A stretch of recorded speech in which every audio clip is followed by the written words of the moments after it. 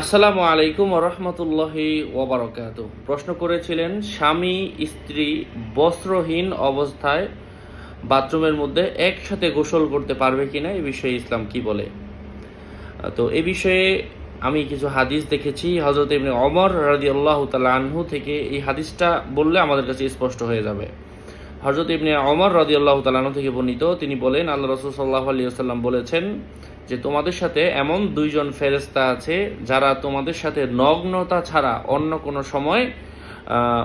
অন্য কোনো সময় আলাদা হয় না, অর্থাৎ তোমাদের স্বামী স্ত্রী সহবাসের সময় এবং পেশাব পায়খানার সময়। তারা হচ্ছে কিরামান কাতিবিন, তারা তোমাদের সাথে সব সময় থাকে। সুতরাং ফেরেশতাদেরকে দেখে তোমরা নিজেরা লজ্জিত হও। তো এই হাদিস থেকে আমাদের কাছে বোঝা যাচ্ছে, স্পষ্ট হচ্ছে, এটা তিরমিজি শরীফের 2800 নম্বর হাদিস।